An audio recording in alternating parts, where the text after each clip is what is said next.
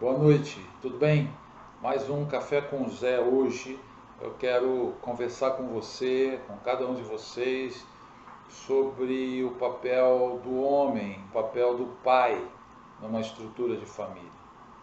Eu creio que a estrutura mais importante da sociedade é a família.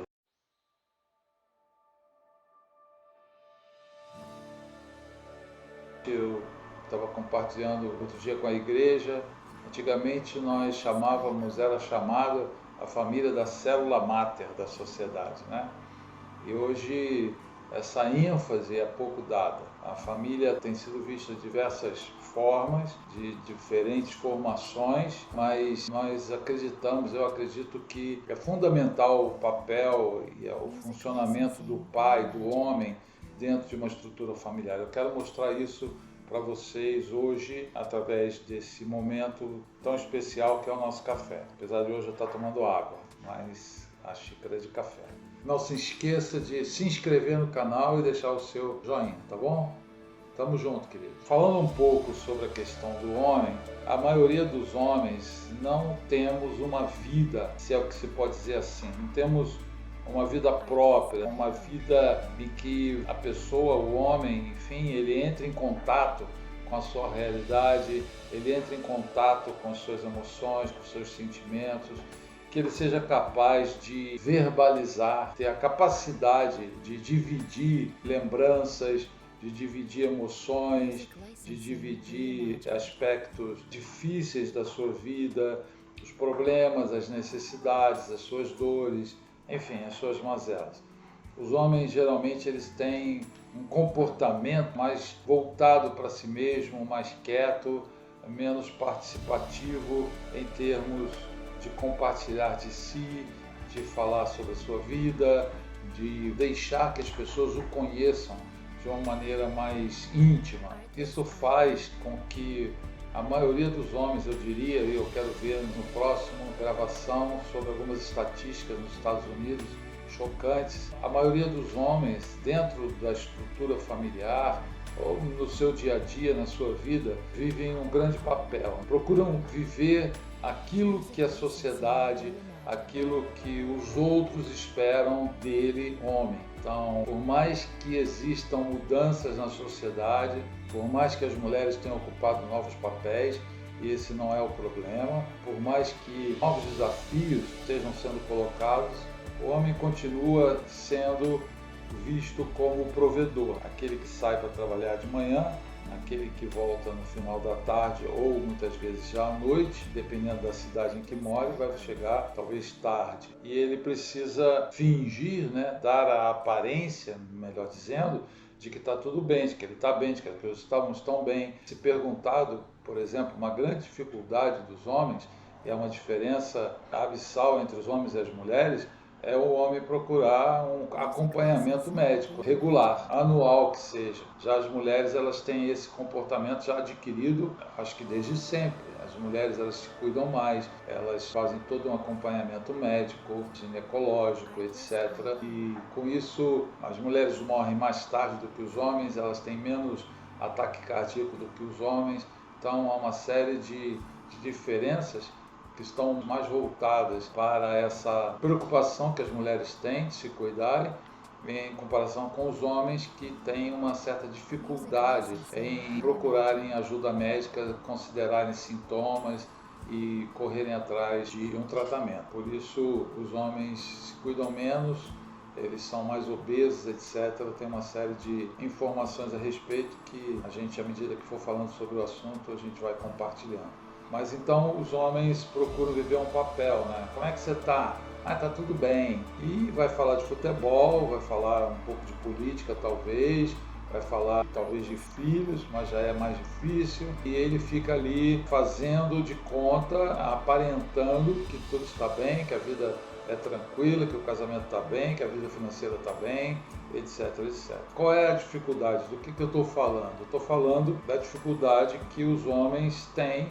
de tomar consciência de si mesmos, saberem exatamente quem eles são, terem a capacidade de responder a essa pergunta: quem sou eu? Quando eu trabalho com identidade, seja masculina ou feminino, atendendo homens ou mulheres, uma pergunta importante é essa. Então me responda aí, quem é você? A resposta à pergunta do quem sou eu, né?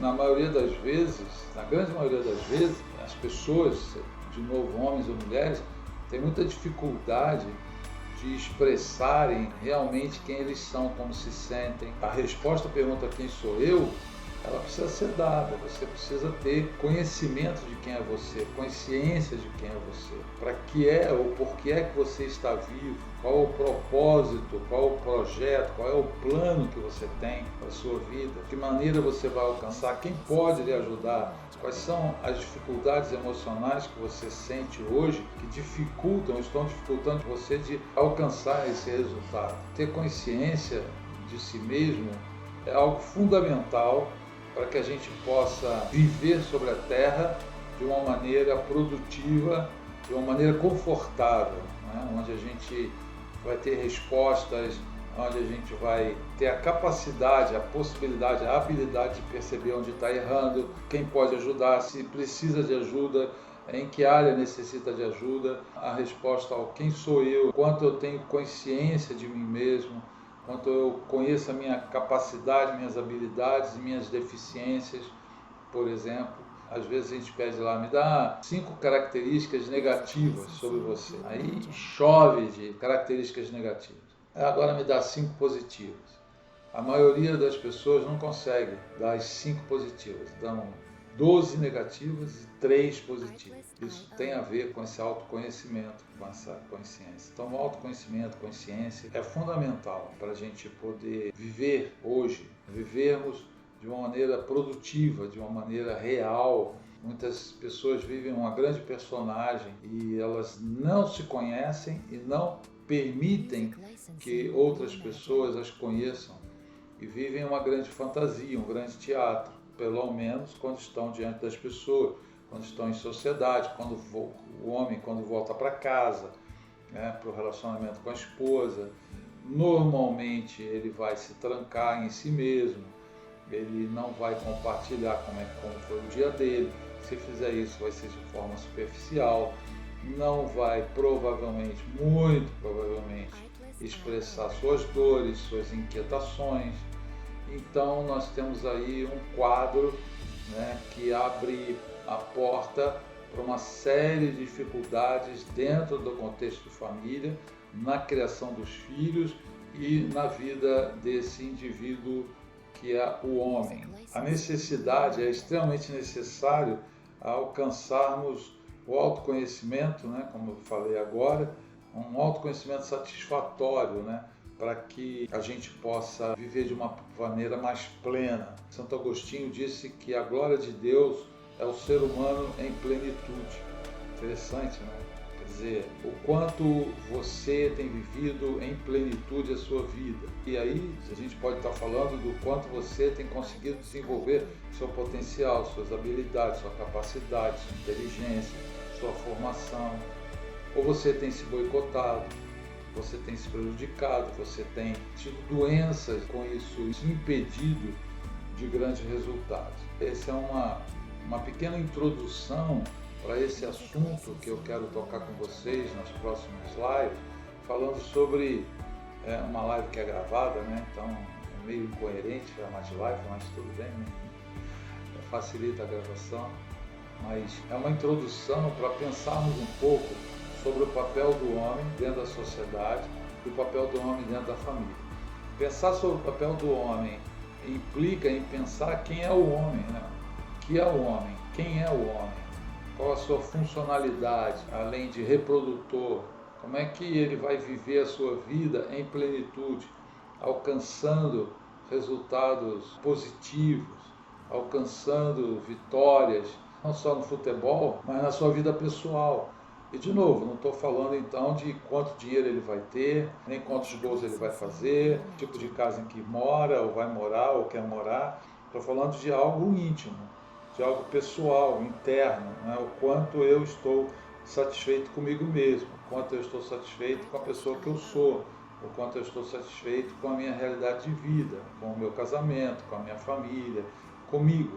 Muitos homens, e a gente está falando especificamente de homens, eles vão atrás de comportamentos disfuncionais para poderem suprir carências afetivas, familiares, carências que são desenvolvidas já desde seu nascimento na estrutura da sua família de origem, onde ele não teve amor, atenção, ou foi exigido além da conta, foi obrigado a determinados comportamentos, ele se sentiu inconscientemente, sentir inconscientemente parece meio incoerente, mas ele se sentiu, mesmo que inconscientemente, obrigado a cumprir um papel, uma função que não era dele, exercer uma profissão que ele não queria exercer, mas que se sentiu, entre aspas, aí, obrigado pela estrutura familiar a cumprir aquilo que era o desejo do pai, ou às vezes o desejo da mãe, a cobrança da família em torno dele. É muito estranho isso, né? Porque muitas vezes a família te cobra